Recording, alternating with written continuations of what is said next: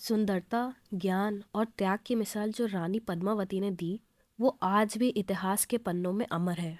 ये कहानी सिर्फ एक रानी की नहीं है, बल्कि आत्मसम्मान और वीरता की है। आज हम जानेंगे उस अमर कहानी को जो साबित करती है कि आत्मसम्मान से बढ़कर कुछ नहीं। हाय गाइस, माय नेम है Sakshi Chaturvedi and welcome to my channel. और आज मैं मेकअप लुक करने वाली हूँ रानी पद्मावती का। और इस मेकअप लुक के साथ मैं आपको रानी पद्मावती की स्टोरी भी बताऊंगी। तो चलिए शुरू करते हैं। रानी पद्मावती, जिनका नाम पद्मनी भी था, मेवाड़ के महान राजा रावल रतन सिंह की पत्नी थी। वो अपनी अद्भुत सुंदरता, समझदारी और राजधर्म के लिए प्रसिद्ध थी। उनका जीवन राजमहल की शान से भरा तो जरूर था, पर वो एक शक्तिशाली और समझदार रानी भी थी। मेवाड़ अपनी विरासत और वीरता के लिए जाना जाता था और रानी पद्मावती उसी संस्कृति की शान थी। राजा रावल रतन सिंह एक सम्राट थे और एक बहुत अच्छे राजा भी थे। उनके राजमहल में बहुत सारे परीक्षित कलाकार और संगीतकार थे। उसमें से एक था राघव चेतन,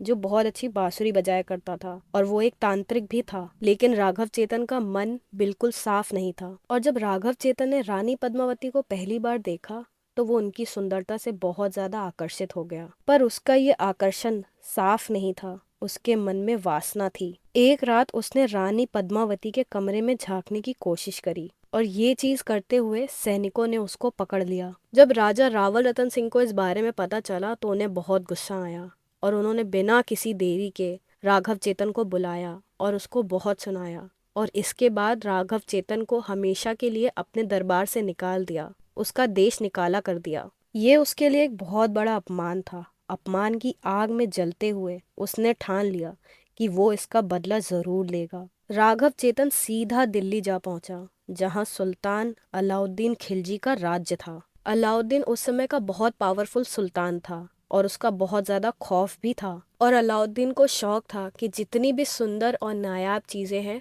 वो उसके दरबार में रहें।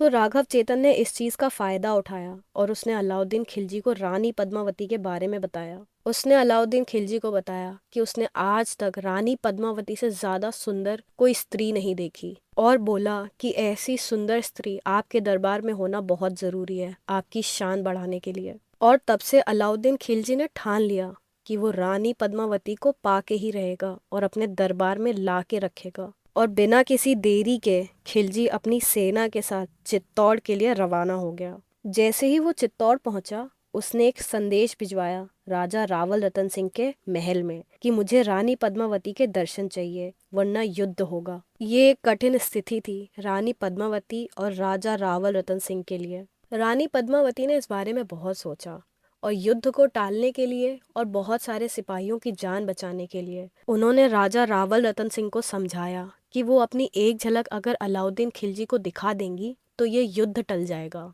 राजा रावल रतन सिंह पहले तो इस बात के लिए बिल्कुल नहीं माने, लेकिन बाद में रानी पद्मावती के समझाने पे वो मान गए। फिर अलाउद्दीन खिलजी को राजा रावल रतन सिंह के महल बुलाया जाता है और रानी पद्मावती की एक झलक दिखाई जाती है, लेकिन एक शीशे के द्वारा, ताकि अलाउद्दीन खिलजी रानी पद्मावती को सामने से ना देख सके। और अलाउद्दीन खिलजी ने जब रानी पद्मावती को पहली बार उस शीशे से देखा तो उसने देखा कि रानी पद्मावती कितनी सुंदर है और उसके देखते ही पर्दा डाल दिया गया। और अलाउद्दीन खिलजी का उतने में मन नहीं भरा। वहां से जाने के बाद अलाउद्दीन खिलजी ने ठान लिया कि वो रानी पद्मावती को पाके रहेगा और इसके लिए चाहे उसे कितना भी बड़ा युद्ध क्यों ना लड़ना पड़े। इस बार जब वो दिल्ली जाता है तो वहां से जब मेवाड़ के लिए वापस आता है तो वो दुगनी सेना के साथ वापस आता है। दुगनी सेना के साथ जब वो वापस आता है तो वो राजा रावल रतन सिंह को युद्ध के लिए बुलाता है। राजा रावल रतन सिंह भी पीछे नहीं हटते हैं और अपनी सेना के साथ युद्ध के मैदान पहुंच जाते हैं। युद्ध में राजा रावल रतन सिंह बहुत वीरता से लड़ते हैं और उनके सिपाही भी बहुत वीरता से लड़ते हैं, बिना किसी धोखेबाजी और छल के।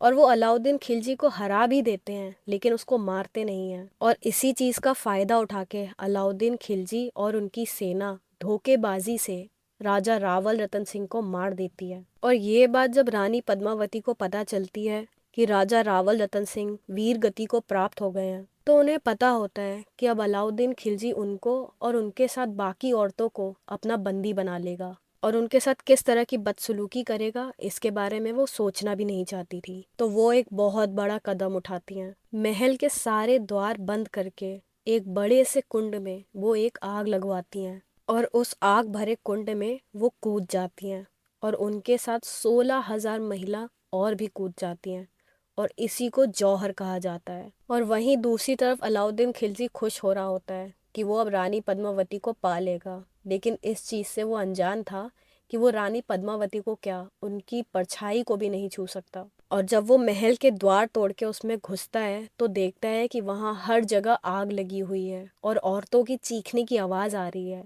वो इधर उधर जाके रानी पद्मावती को ढूंढने की कोशिश करता है, लेकिन उसको रानी पद्मावती कहीं नहीं मिलती हैं। और इस तरह से रानी पद्मावती अलाउद्दीन खिलजी की जीत को हार में बदल देती हैं। ये कहानी सिर्फ एक युद्ध की नहीं है, एक आत्मसम्मान और आत्मसम्मान की रक्षा की कहानी है। रानी पद्मावती ने साबित किया कि एक सच्ची रानी सिर्फ सुंदरता से नहीं, अपने धर्म, मर्यादा और वीरता से पहचानी जाती है। आज भी चित्तौड़ के किले के अवशेष इस कहानी को याद दिलाते हैं। तो ये थी कहानी रानी पद्मावती की। चलिए देखते हैं अब इस मेकअप लुक का फाइनल रिजल्ट। आई होप आपको ये मेकअप लुक और स्टोरी दोनों ही अच्छी लगी होगी, और अच्छी लगी हो तो प्लीज़ लाइक, कमेंट, शेयर ज़रूर करें और ऐसी और कहानी सुनने के लिए मेरे चैनल को सब्सक्राइब करें।